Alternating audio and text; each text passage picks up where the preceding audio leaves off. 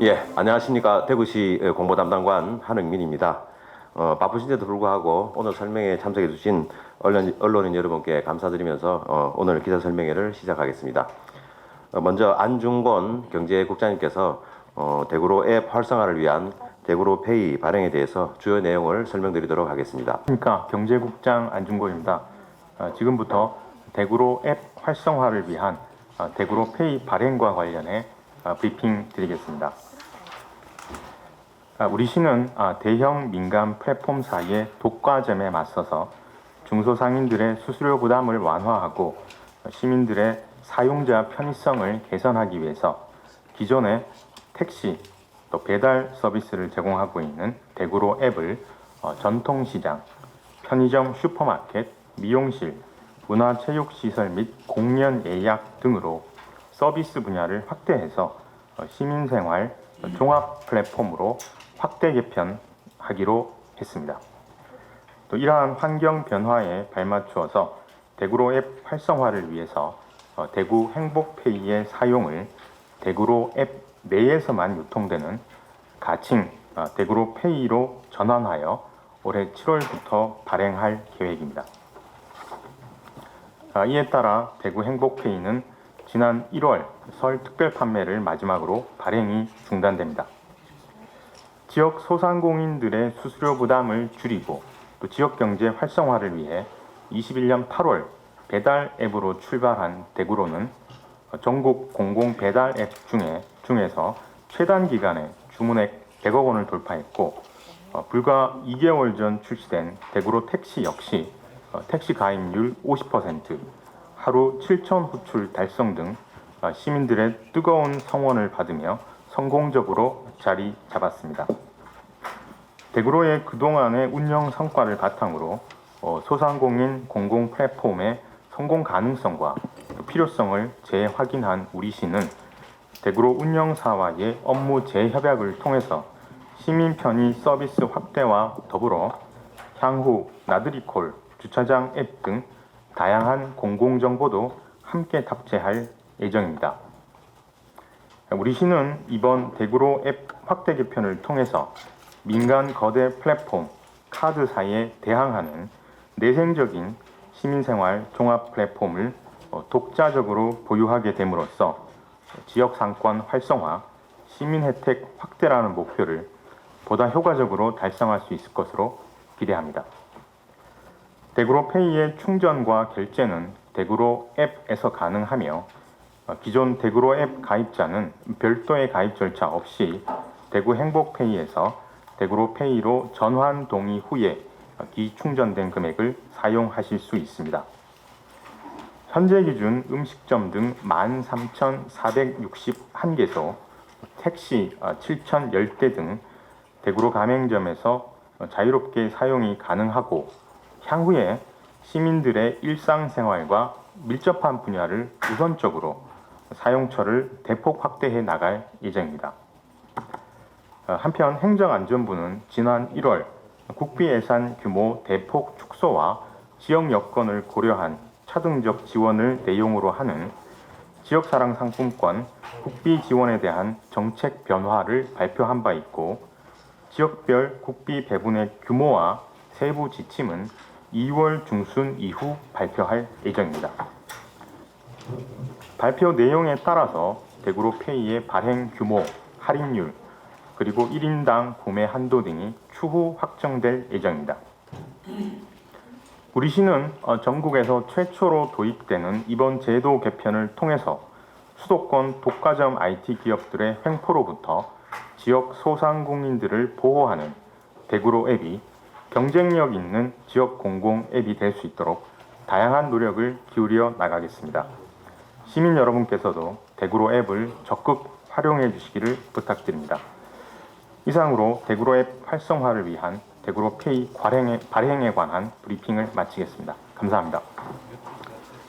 네, 다음은 질의응답 시간을 가지도록 하겠습니다. 궁금하신 부분이 있은 부분은 손을 드시고 질의해 주시기 바랍니다. 영남일보 최시용입니다. 지금 현재 행복페이는 오프라인 두 개 다 가능한 걸로 알고 있는데 예, 그렇습니다. 그러면 현재 사용하고 있는 카드는 사용이 불가능해지는 건가요? 말씀드린 것처럼 이제 대구 행복페이에 있는 충전 금액은 대구로 페이로 전환해서 사용하실 수가 있습니다. 저 뉴스민 김보연입니다. 그 어플을 안 쓰는 그 특히 노인층들 접근성 문제에 대해서 고민을 하고 계신지. 그렇습니다. 그 부분 저희들 좀 고민을 하는 부분이고요. 우선 뭐 전체적인 쇼핑 트렌드가 모바일로 많이 가고 있다는 것은 부인할 수 없는 사실인 것 같고요. 최근에 노인층 분들도 카카오 앱 정도는 충분히 사용을 하시고 계신 상황이기 때문에 저희들이 우선은 이 대구로 앱 자체를 좀 활자도 좀 키우고 또 UI도 좀 고령자 친화적으로 바꿔서 좀 사용하기 편리하게 좀 만들어 가겠다는 말씀을 드리고, 또 한편으로는 이 굉장히 쉬운 좀 뭐랄까요, 이 안내 동영상 같은 거를 좀 만들어서 이것만 보면은 충분히 활용하실 수 있도록 하는 방법, 또 그 외에 디지털 약자분들에 대한 어떻게 이 부분을 보완할 수 있을지는 저희가 남은 7월부터 저희가 오픈을 하니까요. 조금 시간이 있으니까 계속 고민을 해보도록 하겠습니다. 뉴스민 김보연 기자입니다. 그 대구로가 지금까지는 운영 주체가 민간에 있었던 걸로 아는데요. 기존에는 대구형 배달앱이라고 보도자료에 명시가 되어 있었는데 이번에는 공공앱이라고 나와 있더라고요. 그래서 이게 업무 재협약을 진행하시면서 이 대구로 운영 방식이 변화가 좀 생긴 건지 여쭤봅니다. 제가 이제 공공 앱이라고 말씀드린 이유는 이게 대구은행과 이제 인성 데이터라고 하는 이 사업의 이제 운영 협약의 주체들이 있습니다만, 기본적으로 수수료나 이런 부분들이 대구시가 컨트롤이 가능하기 때문에 이제 공공 앱이라는 말씀을 드린 것이고요. 협약 관련해서는 저희들이 이 대구은행과의 협약, 뭐 인성과의 협약 내용에 보면 사업 내용을 협의해서 변경할 수 있다고 규정이 되어 있는데요. 이 부분 별도의 협약이 필요한지는 조금 법률 전문가들의 좀 의견을 받아서 검토를 해 보도록 하겠습니다. 예, 저 YTN의 유인재 기자입니다. 그러면 지금 활용되고 있는 행복페이는 완전히 뭐 명칭이라든가 그런 게 다 폐기되는 건지, 뭐 남은 거는 당연히 사용을 하게 될 텐데 남은 발행일로부터 5년 유효기간이 있으니까요. 근데 행복페이라는 명칭은 사라지게 되는 건지, 그런 부분은 어떻게 조정되는지 말씀을 좀 부탁드립니다. 네, 일단은 말씀드린 것처럼 대구로 앱에서만 가능한 저희가 가칭이라는 말씀을 드렸고요.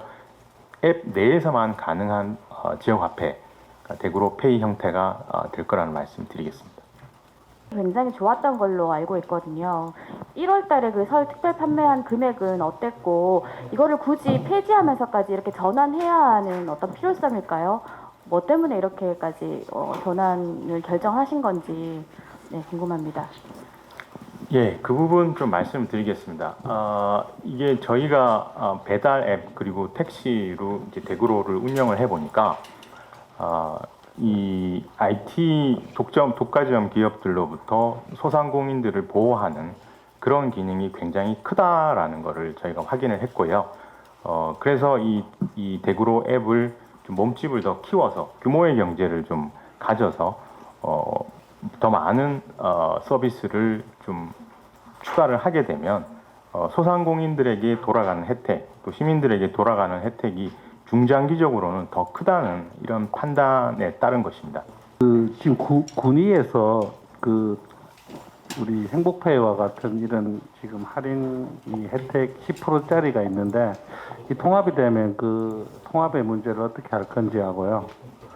지자체가 지금 사실 복지를 앞세워가지고 예산을 들여가지고 지금 어떻게 기업들과의 경쟁하는 부분인데, 이 기업에서의 컴플레인이라든지 공정거래에 대한 부분에 대한 문제가 차후 이 대구로나 이런 게 점점 이제 커져가지고 기존 기업들의 어떤 그런 독과점이나 포션이 줄어들 경우에 어떤 그런 대응이 마련되어 있는지 좀 말씀 주십시오. 예, 좋은 질문 주셨습니다. 저희 군의군 관련해서는 일단 군의군하고 이제 협의를 마쳤고요. 일단 상반기에는 아직 그 법적인 통합이 이루어지지 않았기 때문에 군의군에서 발행하는 그쪽 상품권으로 이제 진행이 될 거고요. 이제 하반기에는 저희 쪽으로 이제 여러 가지 시스템이 이관이 되도록 되어 있습니다. 그래서 군위 지역 같은 경우에는 사실 배달 시장이나 이런 것들이 조금은 이제 거리적인 이격 때문에 쉽지 않은 부분이 있는데 저희들 대구로 페이 관련해서도 현장 결제가 가능한 아까 말씀드린 슈퍼마켓이나 편의점, 미용실 부분에 현장 결제가 가능한 시스템을 도입할 거기 때문에 그 부분은 이제 중장기적으로 문제를 좀 해결할 수 있을 거라고 생각을 합니다. 그리고 이주영 부장님 말씀하신 이 시장의 기능에 공공 앱이 과연 관여하는 것이 바람직한가에 대한 좀 고민인데요. 저희가 이제 지역 공공 앱을 이렇게 가져가는 이유는 소상공인분들과 이제 간담회 같은 걸 해보면 물론 이제 원료도 원자재도 오르고 가스도 오르고 여러 가지 어려움을 얘기합니다만 결국 대형 배달 앱이 가져가는 이 수수료 문제가 굉장히 그분들한테 큰 부담으로 다가가고 있기 때문에 어떻게 보면 시장에만 내버려 두니까 이런 독과점 현상이 생겼고 그러니까 이 부분을 우리 지역의 소상공인들을 위해서 지역 공공 앱이라는 걸 만들어서 우리가 일정 부분 소상공인들을 보호하려는 목적인 것이지 우리가 민간 기업과 대항해서 뭐 더 크게 비즈니스를 하겠다 이런 의도는 아니라는 말씀을 드리겠습니다. 네, 더 이상 질의하실 분이 안 계시면 이상으로 기자 설명회를 마치도록 하겠습니다. 수고하셨습니다.